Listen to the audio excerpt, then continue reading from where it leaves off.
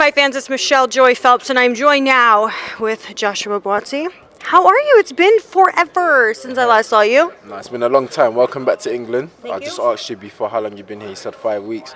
So it's good to have you back, man. You haven't brought the sun, but I think this Saturday is going to be hot. So let's keep positive. It might be the first one where we're not raining.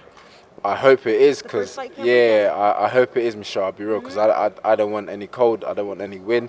I don't want any rain. I need just the heat. So Those are a lot of demands. Yeah, it is for England.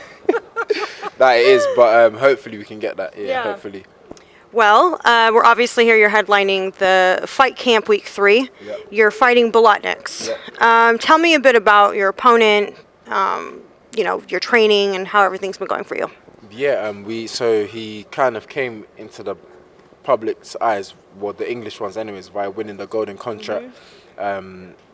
He beat 2 English guys, and he's had a long winning streak. That's about what I know about him.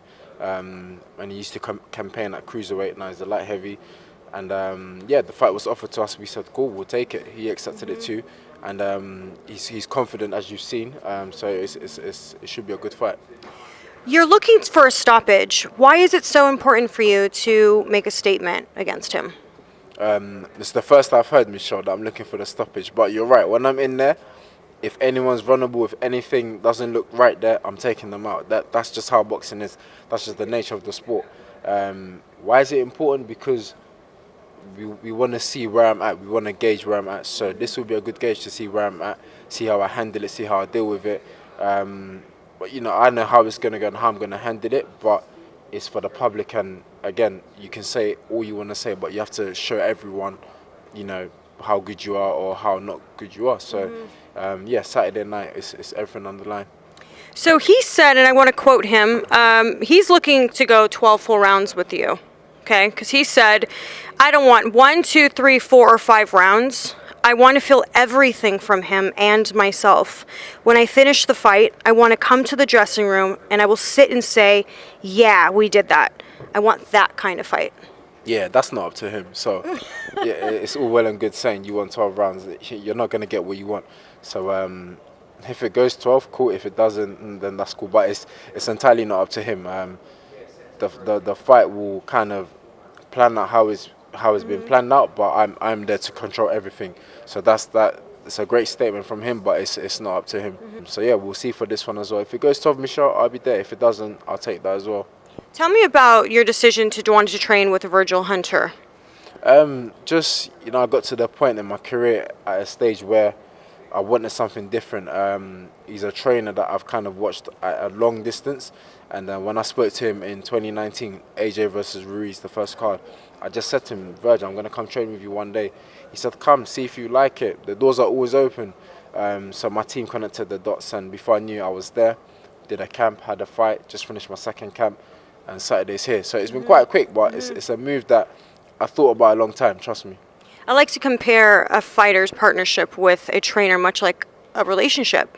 Boyfriend and girlfriend, like it has to vibe, it has to mesh. You have to really kind of get on in order to, get the best out of it. How do you feel about the overall relationship with him? It's been good. The key thing is communication, and let's say how they deliver the message that they want to deliver to you.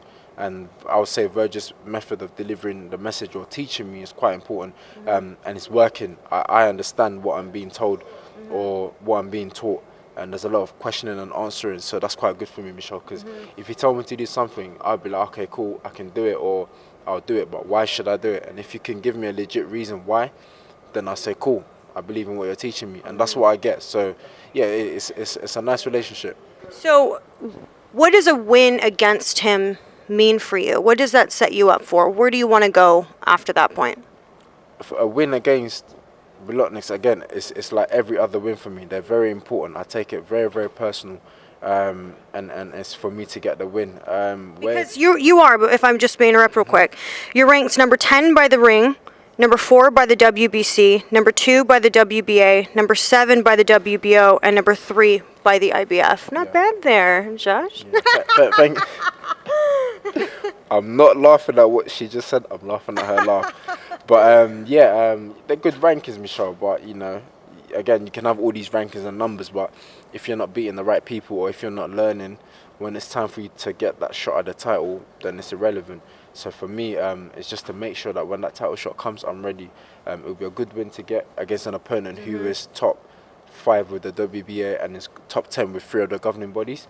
It shows you're fighting someone that's doing something right as well, and should be a good test. So yeah, it's all good, man. Is there a goal that you want to go over to the United States and fight there? There is. I'm sure Matchroom will put a show out there. I did AJ Ruiz. It was a good experience in New York. I'd love to go back out there, but as you know, man, we got to handle Saturday first. And if an opportunity comes, I'll take it. Yeah, absolutely. I like the States, Michelle. I'm not gonna lie. I do think England is better. That's just my personal opinion. You may disagree. You might agree actually, because you was here for some years, right? Exactly. Do you prefer here or the States? Do you know, it's hard to say because the States is home for me. I think you're always going to feel like home. There's no place like home, right? Yeah. But I do love it here.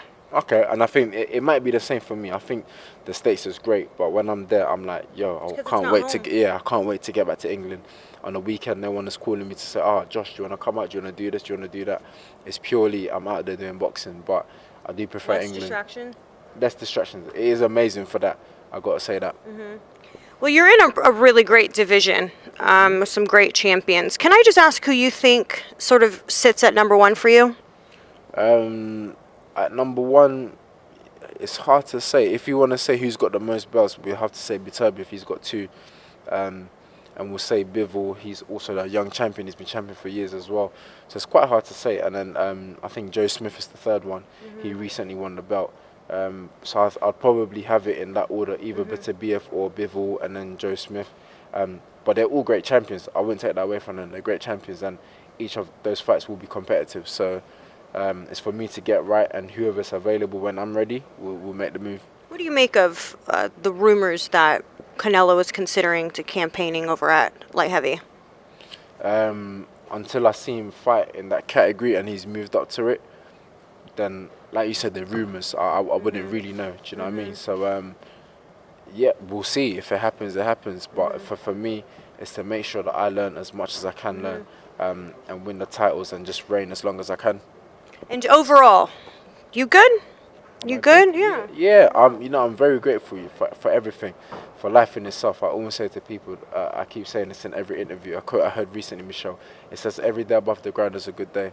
Today, you and I are above the ground, so it's a good day. Those that are watching you above the ground, you're not dead. When you're dead, Michelle, that's it. It's game over. You can't do nothing. But if you're above the ground, no matter what's going on, it's going to go on for a period, but that time will change. So I'm grateful. I'm very grateful for life. Very grateful for everything, the people around me, the situations that I'm in. I'm very grateful, man. So we're above the ground, like I said, so it's a good day. Can't complain.